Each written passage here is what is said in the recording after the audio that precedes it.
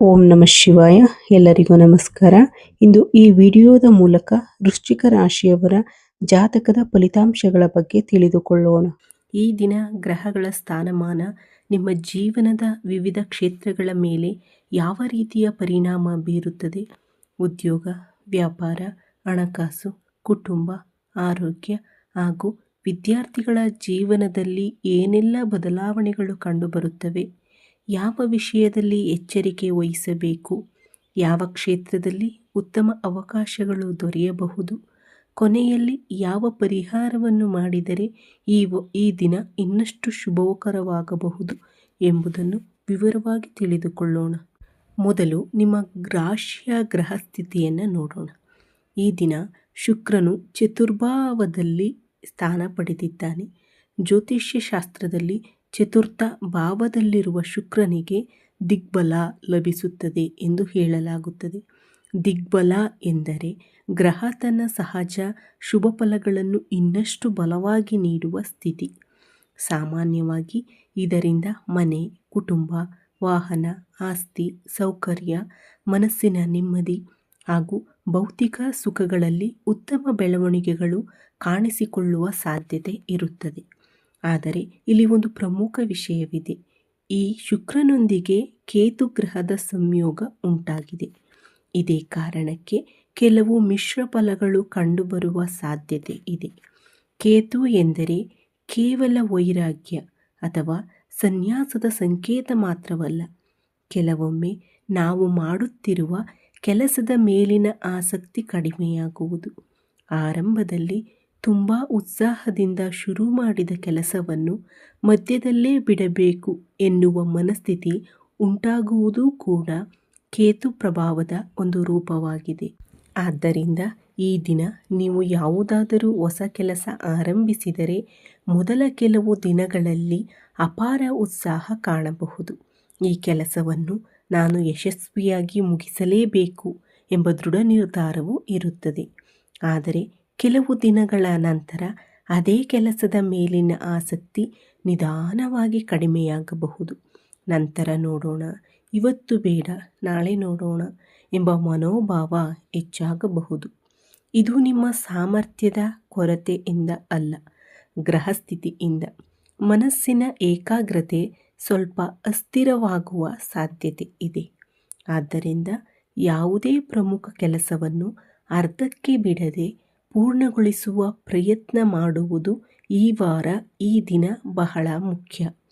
ಇನ್ನೊಂದು ವಿಷಯವೆಂದರೆ, ಕೆಲವೊಮ್ಮೆ ಯಾವುದೇ ಸ್ಪಷ್ಟ ಕಾರಣವಿಲ್ಲದಿದ್ದರೂ ಮನಸ್ಸಿನಲ್ಲಿ ಆತಂಕ, ಬೇಸರ ಅಥವಾ ಖಾಲಿತನದ ಭಾವನೆ ಕಾಣಿಸಿಕೊಳ್ಳಬಹುದು.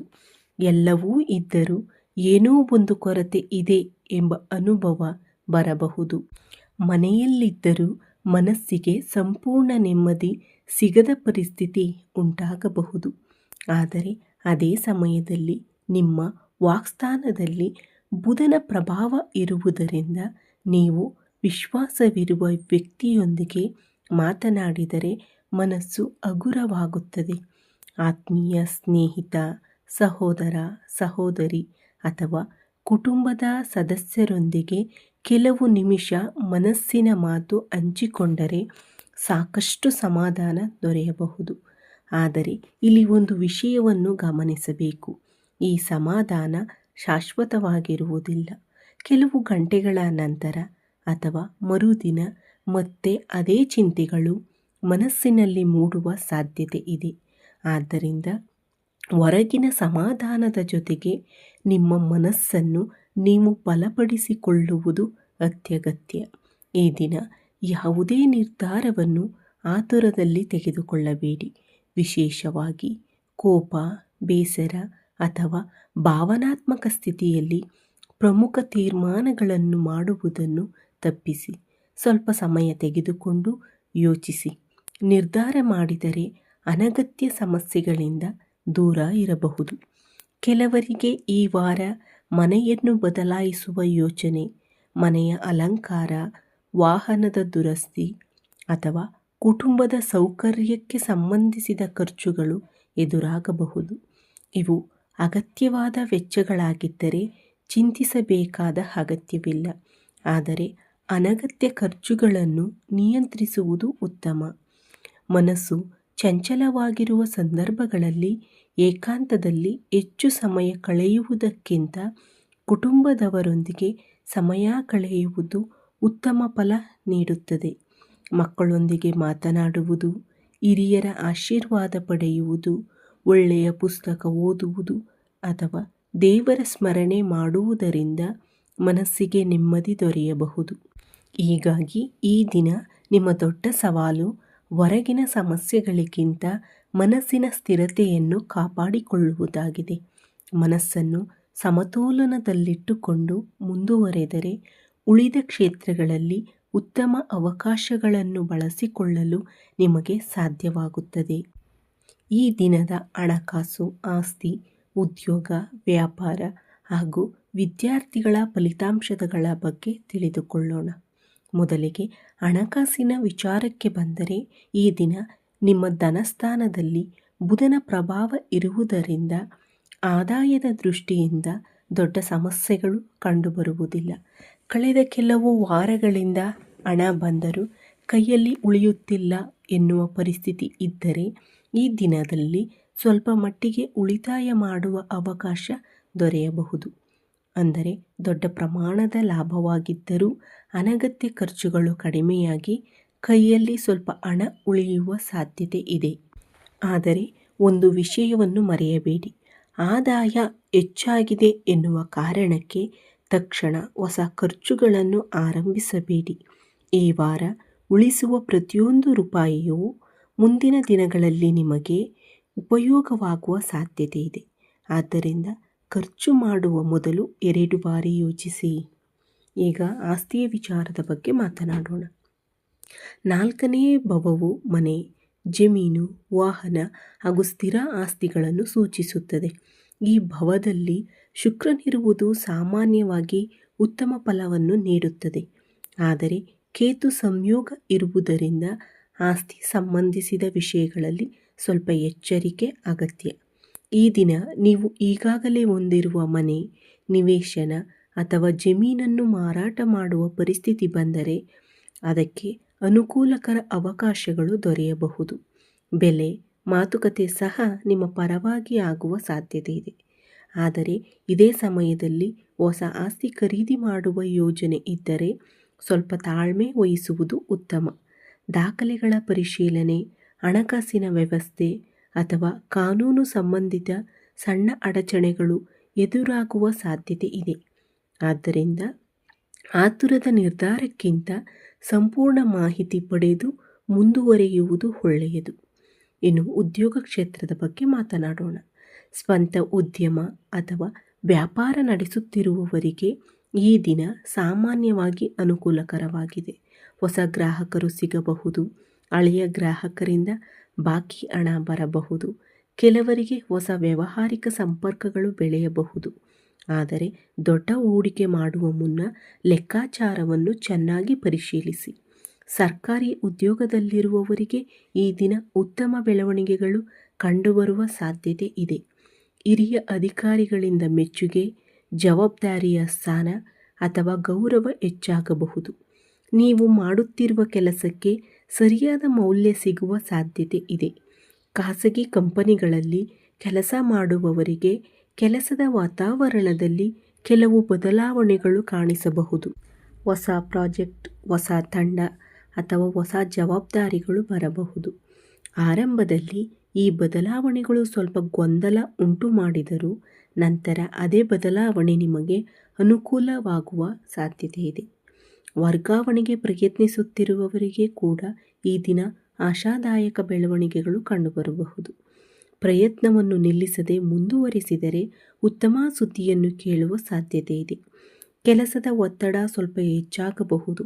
ಆದರೆ ಅದನ್ನು ಸಮಸ್ಯೆಯಾಗಿ ನೋಡದೆ ನಿಮ್ಮ ಸಾಮರ್ಥ್ಯವನ್ನು ತೋರಿಸುವ ಅವಕಾಶವೆಂದು ಪರಿಗಣಿಸಿದರೆ ಉತ್ತಮ ಫಲಿತಾಂಶ ಸಿಗುತ್ತದೆ. ಈಗ ವಿದ್ಯಾರ್ಥಿಗಳ ವಿಚಾರಕ್ಕೆ ಬರೋಣ. ಈ ವಾರ ವಿದ್ಯಾರ್ಥಿಗಳಿಗೆ ಸಾಕಷ್ಟು ಅನುಕೂಲಕರವಾಗಿದೆ. ಓದಿದ ಮೇಲೆ ಗಮನ ಚೆನ್ನಾಗಿರುತ್ತದೆ. ತರಗತಿಯಲ್ಲಿ ಕಲಿತ ವಿಷಯಗಳು ಸುಲಭವಾಗಿ ಅರ್ಥವಾಗುತ್ತವೆ. ಓದಿದ ವಿಷಯಗಳು ಹೆಚ್ಚು ಕಾಲ ನೆನಪಿನಲ್ಲಿ ಉಳಿಯುವ ಸಾಧ್ಯತೆ ಇದೆ. ಸ್ಪರ್ಧಾತ್ಮಕ ಪರೀಕ್ಷೆಗಳಿಗೆ ತಯಾರಿ ನಡೆಸುತ್ತಿರುವವರಿಗೆ ಸಹ ಇದು ಉತ್ತಮ ಸಮಯವಾಗಿದೆ. ನಿರಂತರ ಅಭ್ಯಾಸ ಮಾಡಿದರೆ ಉತ್ತಮ ಫಲಿತಾಂಶ ಪಡೆಯುವ ಸಾಧ್ಯತೆ ಇದೆ. ಆದರೆ ಇಲ್ಲಿ ಕೂಡ ಶುಕ್ರ ಕೇತು ಸಂಯೋಗದ ಪರಿಣಾಮ ಕಾಣಿಸಬಹುದು. ಕೆಲವೊಮ್ಮೆ ಇನ್ನೂ ಸಮಯ ಇದೆ, ನಾಳೆಯಿಂದ ಓದೋಣ, ಸ್ವಲ್ಪ ಹೊತ್ತಿನ ನಂತರ ಶುರು ಮಾಡುತ್ತೇನೆ ಎಂಬ ಮನೋಭಾವ ಸಮಯವನ್ನು ವ್ಯರ್ಥ ಮಾಡಬಹುದು. ಆದ್ದರಿಂದ ಈ ವಾರ ವಿದ್ಯಾರ್ಥಿಗಳು ಸಮಯದ ಮೌಲ್ಯವನ್ನು ಅರಿತು ಪ್ರತಿದಿನ ನಿಗದಿತ ವೇಳಾಪಟ್ಟಿಯಂತೆ ಓದುವುದು ಉತ್ತಮ. ಮೊಬೈಲ್, ಸಾಮಾಜಿಕ ಜಾಲತಾಣ ಅಥವಾ ಅನಗತ್ಯ ಮನೋರಂಜನೆಗೆ ಹೆಚ್ಚು ಸಮಯ ನೀಡುವುದನ್ನು ಕಡಿಮೆ ಮಾಡಿದರೆ ನಿಮ್ಮ ಸಾಧನೆ ಇನ್ನಷ್ಟು ಉತ್ತಮವಾಗಿರುತ್ತದೆ. ಒಟ್ಟಾರೆ ನೋಡಿದರೆ ಹಣಕಾಸಿನಲ್ಲಿ ಸ್ಥಿರತೆ, ಉದ್ಯೋಗದಲ್ಲಿ ಅವಕಾಶಗಳು, ವ್ಯಾಪಾರದಲ್ಲಿ ಕ್ರಮೇಣ ಬೆಳವಣಿಗೆ ಹಾಗೂ ವಿದ್ಯಾರ್ಥಿಗಳಿಗೆ ಉತ್ತಮ ಅಧ್ಯಯನ ಯೋಗ ಈ ದಿನ ಕಂಡುಬರುತ್ತದೆ. ಆದರೆ ಯಾವುದೇ ಕ್ಷೇತ್ರದಲ್ಲೂ ಆತುರದ ನಿರ್ಧಾರಗಳನ್ನು ತೆಗೆದುಕೊಳ್ಳದೆ ತಾಳ್ಮೆಯಿಂದ ಮುಂದುವರೆದರೆ ಈ ದಿನ ಶುಭ ಫಲಗಳನ್ನು ಇನ್ನಷ್ಟು ಉತ್ತಮವಾಗಿ ಅನುಭವಿಸಬಹುದು. ಇದೀಗ ಕುಟುಂಬ ಜೀವನ, ದಾಂಪತ್ಯ, ಆರೋಗ್ಯ ಹಾಗೂ ಈ ದಿನದ ಪ್ರಮುಖ ಪರಿಹಾರಗಳ ಬಗ್ಗೆ ತಿಳಿದುಕೊಳ್ಳೋಣ. ಈ ರಾಶಿಯವರಿಗೆ ಈ ವಾರ ಮಂಗಳ ಗ್ರಹದ ಪ್ರಭಾವ ಸ್ವಲ್ಪ ಹೆಚ್ಚಾಗಿರುವುದರಿಂದ ಮನಸ್ಸಿನಲ್ಲಿ ಸಣ್ಣ ವಿಷಯಗಳನ್ನು ದೊಡ್ಡದಾಗಿ ಯೋಚಿಸುವ ಸ್ವಭಾವ ಕಾಣಿಸಬಹುದು. ಯಾರಾದರೂ ನಿಮ್ಮ ಬಗ್ಗೆ ಏನಾದರೂ ಮಾತನಾಡುತ್ತಿದ್ದರೆ ಎಂದು ತಿಳಿದರೆ ಅದನ್ನು ಹೆಚ್ಚು ಮನಸ್ಸಿಗೆ ತೆಗೆದುಕೊಳ್ಳುವ ಸಾಧ್ಯತೆ ಇದೆ. ವಾಸ್ತವದಲ್ಲಿ ಅದು ಅಷ್ಟೊಂದು ದೊಡ್ಡ ವಿಷಯವಾಗಿರದೇ ಇದ್ದರೂ ಮನಸ್ಸು ಅದನ್ನೇ ಮರು ಯೋಚಿಸಿ ಅನಗತ್ಯ ಒತ್ತಡವನ್ನು ಉಂಟು ಮಾಡಬಹುದು. ಕೆಲವರಿಗೆ ನಾನು ಅಂದುಕೊಂಡ ಸಮಯಕ್ಕೆ ಕೆಲಸ ಆಗಲಿಲ್ಲ, ನನ್ನ ಪ್ರಯತ್ನಕ್ಕೆ ಸರಿಯಾದ ಫಲ ಸಿಗಲಿಲ್ಲ, ನನ್ನನ್ನು ಯಾರೂ ಅರ್ಥ ಮಾಡಿಕೊಳ್ಳುತ್ತಿಲ್ಲ ಎಂಬ ಭಾವನೆ ಬರಬಹುದು. ಇಂತಹ ಯೋಚನೆಗಳು ಬಂದಾಗ ತಕ್ಷಣ ನಿರಾಶರಾಗಬೇಡಿ. ಕೆಲವೊಮ್ಮೆ ಗ್ರಹಗಳ ಪ್ರಭಾವದಿಂದ ಮನಸ್ಸು ಹೆಚ್ಚು ಸೂಕ್ಷ್ಮವಾಗಿ ಪ್ರತಿಕ್ರಿಯಿಸುತ್ತದೆ. ಆದ್ದರಿಂದ ಪ್ರತಿಯೊಂದು ಸಣ್ಣ ಘಟನೆಯನ್ನು ಜೀವನದ ದೊಡ್ಡ ಸಮಸ್ಯೆಯಾಗಿ ಪರಿಗಣಿಸುವ ಅಗತ್ಯವಿಲ್ಲ. ದಾಂಪತ್ಯ ಜೀವನದಲ್ಲಿಯೂ ಸಹ ತಾಳ್ಮೆ ಬಹಳ ಮುಖ್ಯ. ಜೀವನ ಸಂಗಾತಿಯೊಂದಿಗೆ ಮಾತನಾಡುವಾಗ ಮಾತಿನ ಆಯ್ಕೆಯಲ್ಲಿ ಜಾಗರೂಕರಾಗಿರಿ. ಸಣ್ಣ ಭಿನ್ನಾಭಿಪ್ರಾಯಗಳು ಬಂದರೂ ಅದನ್ನು ದೊಡ್ಡ ಜಗಳಗಳನ್ನಾಗಿ ಮಾಡದೆ ಶಾಂತವಾಗಿ ಮಾತುಕತೆಯ ಮೂಲಕ ಪರಿಹರಿಸಲು ಯತ್ನಿಸಿ. ಪರಸ್ಪರ ವಿಶ್ವಾಸ ಮತ್ತು ಸಹಕಾರ ಇದ್ದರೆ ಯಾವುದೇ ಸಮಸ್ಯೆಯನ್ನು ಹೆಚ್ಚು ಕಾಲ ಉಳಿಯುವುದಿಲ್ಲ. ಕುಟುಂಬದಲ್ಲಿ ಹಿರಿಯರ ಸಲಹೆಗೆ ಗೌರವ ನೀಡುವುದು ಈ ದಿನ ನಿಮಗೆ ಒಳಿತನ್ನು ಮಾಡಬಹುದು. ಕೆಲವೊಮ್ಮೆ ಅವರ ಅನುಭವವೇ ನಿಮ್ಮ ಮುಂದಿನ ನಿರ್ಧಾರಗಳಿಗೆ ಸರಿಯಾದ ದಾರಿ ತೋರಿಸುತ್ತದೆ. ಮನೆಯ ವಾತಾವರಣವನ್ನು ಸಂತೋಷದಿಂದ ಇಡುವ ಪ್ರಯತ್ನ ಮಾಡಿದರೆ ನಿಮ್ಮ ಮನಸ್ಸಿನಲ್ಲಿರುವ ಆತಂಕವು ನಿಧಾನವಾಗಿ ಕಡಿಮೆಯಾಗುತ್ತದೆ.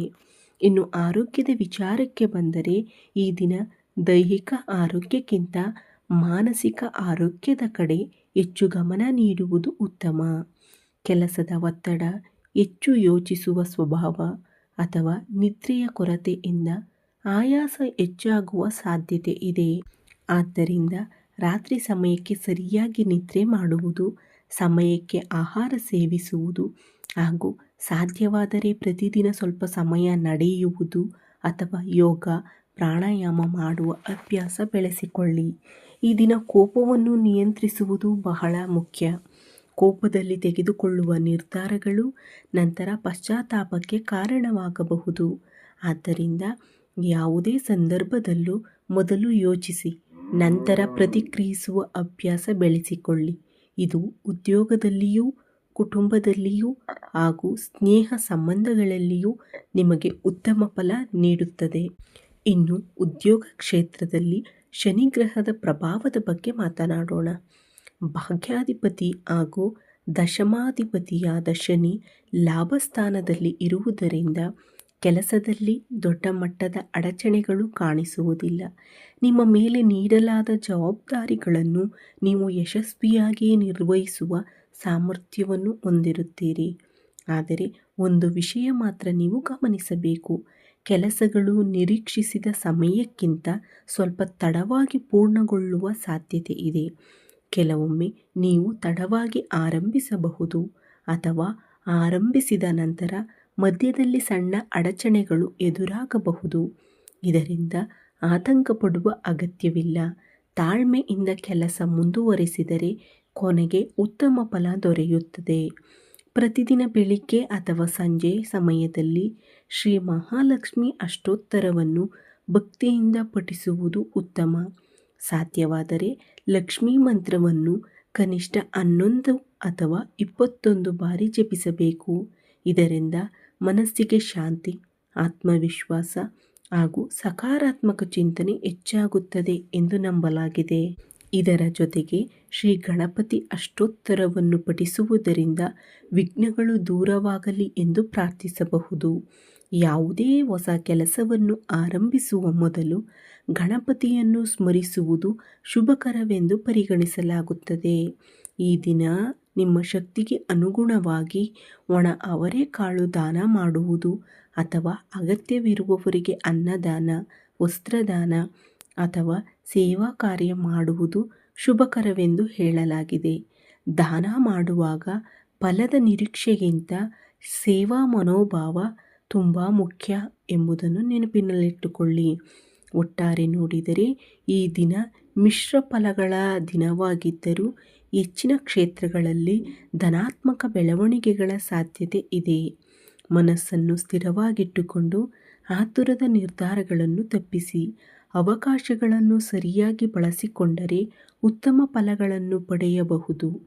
ಉದ್ಯೋಗದಲ್ಲಿ ಪ್ರಗತಿ, ಹಣಕಾಸಿನ ಸ್ವಲ್ಪ ಸ್ಥಿರತೆ, ವಿದ್ಯಾರ್ಥಿಗಳಿಗೆ ಉತ್ತಮ ಅಧ್ಯಯನ ಯೋಗ ಹಾಗೂ ಕುಟುಂಬದ ಬೆಂಬಲ ನಿಮಗೆ ಬಲವಾಗಿರಲಿದೆ. ಸ್ನೇಹಿತರೆ, ಇವು ಜ್ಯೋತಿಷ್ಯ ಶಾಸ್ತ್ರದ ಆಧಾರದ ಮೇಲೆ ಹೇಳಲಾಗುವ ಸಾಮಾನ್ಯ ಫಲಿತಾಂಶಗಳು. ಪ್ರತಿಯೊಬ್ಬರ ವೈಯಕ್ತಿಕ ಜಾತಕ, ದಶೆ ಮತ್ತು ಗೋಚಾರಗಳ ಆಧಾರದ ಮೇಲೆ ಫಲಗಳಲ್ಲಿ ವ್ಯತ್ಯಾಸ ಕಂಡುಬರಬಹುದು. ಆತ್ಮವಿಶ್ವಾಸದಿಂದ ಆರಂಭಿಸಿ ಸಕಾರಾತ್ಮಕ ಚಿಂತನೆಯೊಂದಿಗೆ ಮುಂದುವರಿಯಿರಿ. ದೇವರ ಅನುಗ್ರಹ, ನಿಮ್ಮ ಪರಿಶ್ರಮ ಹಾಗೂ ಸರಿಯಾದ ನಿರ್ಧಾರಗಳು ನಿಮ್ಮ ಯಶಸ್ಸಿನ ಪ್ರಮುಖ ಆಧಾರವಾಗಲಿ ಎಂಬುದು ನಮ್ಮ ಆರೈಕೆ. ಈ ವಿಡಿಯೋ ನಿಮಗೆ ಇಷ್ಟವಾದರೆ ಲೈಕ್ ಮಾಡಿ, ನಿಮ್ಮ ಅಭಿಪ್ರಾಯವನ್ನು ಕಾಮೆಂಟ್ನಲ್ಲಿ ತಿಳಿಸಿ.